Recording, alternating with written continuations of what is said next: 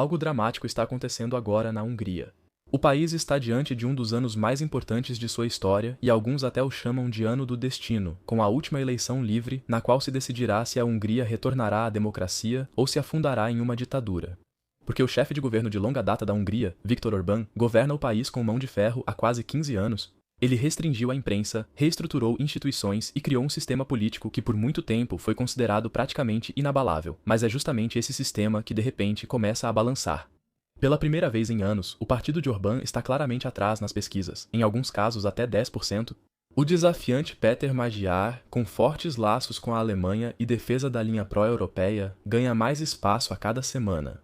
Porque a economia está enfraquecendo, escândalos abalam a confiança e a certeza de que Orbán sempre vence começa a ruir. Neste momento, foi aprovada uma lei aparentemente insignificante, mas que pode ter grandes consequências. Ela amplia os poderes do presidente, cargo antes majoritariamente cerimonial na Hungria. No futuro, o presidente dificilmente será destituído, terá mais proteção institucional e poderá bloquear decisões. Críticos suspeitam que Orbán e seu partido possam buscar uma alavanca alternativa de poder. Por exemplo, se Orbán trocar o cargo de primeiro-ministro pelo de presidente e gradualmente tornar esse posto o mais importante do Estado. De forma semelhante ao que vimos na Rússia ou na Turquia. Mas mesmo com outras alavancas e apoio do exterior, Orbán está fazendo de tudo para não ceder 1 centímetro de seu poder. Neste ano, que será incrivelmente importante para a Hungria e para toda a Europa. O que está acontecendo agora na Hungria? Por que Orbán está tão mal nas pesquisas? Quem é o desafiante e por que tem tanto sucesso? Como Orbán tenta salvar seu legado e até se perpetuar no poder? E como isso pode terminar? Vamos analisar essas questões no vídeo de hoje. Aproveite!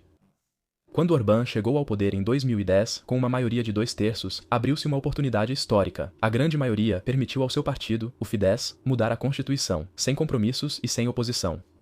E foi exatamente isso que Orbán fez de forma abrangente. Em poucos anos, a Hungria foi institucionalmente redefinida. Primeiro, foi a legislação eleitoral que mudou. Reduziu-se o número de deputados e redesenharam os distritos eleitorais, favorecendo áreas rurais onde o Fidesz é mais forte. O sistema eleitoral foi modificado para favorecer desproporcionalmente o vencedor, permitindo que vitórias apertadas virassem maiorias confortáveis. Paralelamente, houve uma reestruturação do cenário da mídia. Os meios de comunicação públicos foram colocados sob controle estatal e os meios de comunicação privados foram cada vez mais adquiridos por empresas próximas ao governo. Vozes críticas desapareceram, foram marginalizadas ou sufocadas economicamente, e o judiciário, assim como outras instituições, também não ficaram intocados. Juízes constitucionais, promotores, chefes de órgãos públicos, todas as posições-chave foram sistematicamente ocupadas por pessoas leais. Formalmente, tudo permaneceu dentro do Estado de Direito, mas na prática, isso desapareceu. O equilíbrio de poder deslocou-se permanentemente a favor do governo. Isso garantiu cada vez mais poder a Orbán, mas, ao mesmo tempo, o descontentamento da população aumentava. Repetidas vezes, ocorreram protestos em massa em Budapeste, mas a oposição estava dispersa. Ela tentou várias vezes se unir em grandes alianças de conveniência, mas na maioria das vezes, isso fracassou. Projetos como Unidade de Esquerda 2014 e depois Unidos pela Hungria buscavam romper a dominância de Orbán. Mas na prática, essas alianças frequentemente pareciam construções improvisadas, coladas às pressas, sem uma linha clara. Programas distintos, medidas internas, disputas de poder e mensagens contraditórias permitiram que Orbán os retratasse como caóticos e incapazes de governar.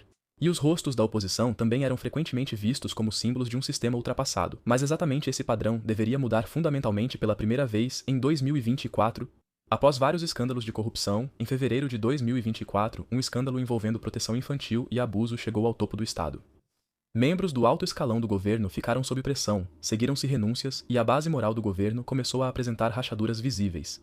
Foi justamente dos próprios escândalos que, de repente, surgiu Péter Magyar no centro das atenções, um nome que ninguém tinha no radar. Ex-integrante do círculo do Fidesz, bem conectado no poder, ex-marido da ministra da Justiça e conhecedor do sistema, Magyar soube aproveitar o momento. Em entrevistas, aparições públicas e mais tarde também com gravações de áudio vazadas, ele fez graves acusações de corrupção contra o círculo de Orbán. Ao contrário dos antigos opositores, ele não soa ideológico nem soa como representante da velha elite. Pela primeira vez em anos, diversos fatores agora ameaçam seriamente o poder de Orbán. Isso ocorre por 3 motivos. Magyar alcança o que antigos rivais não conseguiram, atraindo não só eleitores da oposição, mas também apoiadores insatisfeitos de Orbán. Porque seu perfil político é deliberadamente conservador. Em temas como migração, soberania nacional ou ordem social, difere do Fidesz só em alguns pontos. Assim, Orbán não pode chamá-lo de ameaça de esquerda ou fantoche de Bruxelas. Para muitos eleitores, Magyar é visto como uma alternativa ao que conhecem, mas sem escândalos.